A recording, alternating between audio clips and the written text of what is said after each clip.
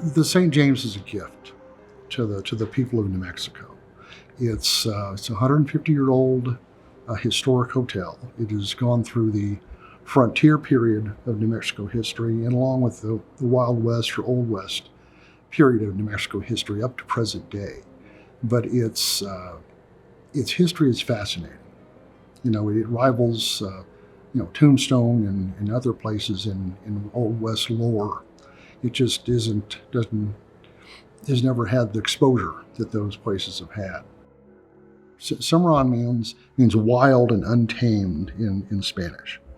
And that's exactly what Cimarron was back in its heyday of the 1870s and 1880s. There was numerous shootouts. There was the Colfax County War. There was an assassination of Reverend Tolby. There was lynchings. There was 26 people were supposedly killed inside this hotel. Now we can document 17 of them that were killed, which is still a pretty good number. But I truly believe that more were killed. Their names were just lost with time and stuff along that line. But it was a very violent town at one time, and had a cast of characters that rival any other Old West town that you can think of. Have odd things happen? Yes. One of my favorite rooms to stay in is the governor's room. It's up at the top of the stairs to the right. And I've had things move on the bureau that I didn't think was there before, or things of that nature. One night I could have sworn I felt something, tug my sheets or my blanket at the foot of the bed. And one of the interesting things that happens here often is you hear footsteps. It sounds like somebody in a pair of boots walking down the hall. And more than once I've jumped up, ran to the door, jerked the door open, and nothing's there. So is it my mind playing tricks? Is it ghost lore? A way of us to put things with legends. I don't know. But there are many people who have had incredible experiences here, and much, much greater than I've had. I've heard conversations in the saloon area at very early hours of the morning, whistling and spurs walking through the saloon area, and I've gone in to check or peeked my head through the window that divides the lobby and the saloon, and there's not a soul in sight. This is the Henri Lambert room. It's funny that we're in this room. Back in 2008, I was actually doing housekeeping for the previous owners, and I was cleaning this room and I was cleaning the bathroom. Well, I like to have the door open, and as we can see, that doesn't have a problem staying open on its own. But at one point while I was cleaning the room, the door closed. Well, I got kind of startled and I was afraid to get locked in, so I felt if it closed on its own, it might lock on its own. So I opened it up and it closed again. So finally I felt kind of funny, but I started talking to whatever I felt was in here, which at the time I thought was Mary. And I just said, Miss Mary, if you want your door closed, that's great. But I just want to get it ready for you and the next occupants. I'll be out of your hair as soon as possible. If you don't mind just leaving it open for me for the next 15-20 minutes. So I opened the door about 6 inches from the frame, and it stayed, and it was left alone. I felt at that point we came to a weird medium. Legend is Henri Lambert, Henri Lambert's first wife, contracted illness, again we believe to be consumption or possibly pneumonia, and she passed away, legend has it, in room 17, which is the top floor end of the hallway, and she still occupies that room. And there's been probably the majority of stories I've collected have been about her. The rose perfume smell is probably the biggest thing that people, and it'll hit you and it's gone. But it's a very strong, pungent type of odor. But numerous people have recorded that. She's talked to people in the room, normally a statement of some type.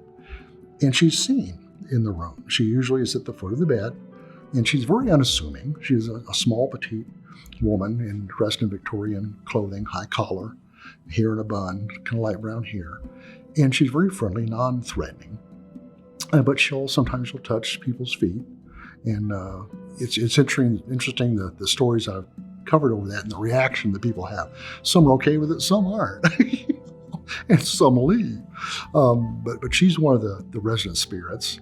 Probably the most famous one's going to be T.J. Wright. Numerous stories about his past, and that's covered in the book. But he's in room 18, and he really just wants to be left alone more than anything. People do tend to bother him, and they'll knock on the door and say things and challenge things and stuff along that line. But he really just wants to be left alone. But room 18 is padlocked. You cannot get in it. That's his space. The hotel respects that. The management of the hotel respects that, and we should respect that. You know, the way people died here was so fast and violent. In talking to mediums and psychics that I've interviewed, and even paranormal investigators, they really tend to believe that when somebody dies that way, that it kind of shocks the spirit, and they don't quite know what to do. And a lot of of the paranormal field believe that these people are angry because they died so tragically and so young, and their whole life was taken away. You know, at that point. So there are spirits here that again, people I've interviewed, I think they're here because they want to be, and I think there are others that are here because they have to be. Some of the famous folks that stayed here would be Wyatt Earp and Doc Holliday would probably be the most famous ones that stayed here. They actually came through here on their way south to catch a train to hit Prescott, then down to Tombstone. Zane Grey, Jack Ketchum, and his gang stayed here in the late 1900s. They're famous for train robberies north of here. Lew Wallace, a very famous governor of New Mexico, also the author of Ben-Hur, and it said he wrote a little bit of it here. Stayed up here in they say the governor's room, and people along that line. It was the law was at the gun itself, and the laws that were on the books very rarely were they enforced, or they were enforced by somebody who wasn't quite as scrupulous as the average person is. There was a lot of bribery in those days, a lot of paying people off, and there was just sheer lawlessness. I mean, the people moved out the West. The big move out west was after the Civil War, and people came out here because it was open and because it was lawless, and it thrived in certain areas. In New Mexico, really was the last state in the area to gain really a law enforcement presence per se. You had the Texas Rangers, you had the Colorado Rangers, and you had the Arizona Rangers. And New Mexico didn't have anything. They didn't form the New Mexico Mounted Police. Wasn't formed until the early 1900s, and until then it was wide open. So all the bad guys that these other states were chasing out came here, so it just created this atmosphere of lawlessness. It scares me that history will be lost. There's a tremendous amount of people getting up in years that we're losing. And when we lose these people, we lose a tremendous amount of knowledge and wisdom. And a lot of that is related to the history of New Mexico. But I think it's incredibly important to document history and to keep it alive as much as you can. And I go back to this wonderful hotel, and I'll go back to saying again, it is a gift. And there's many hotels, the Euclid in Clayton, and the Castaneda and Plaza Hotel in Las Vegas. They're all wonderful places, and we need to visit these places and experience these places because you get a taste of the past, and that's a great outlet. It's wonderful to experience, and you don't need to stand in front of your phone all the time and play video games and look at Facebook.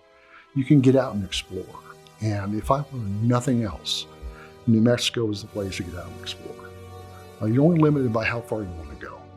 And I think everybody should go as far as they can.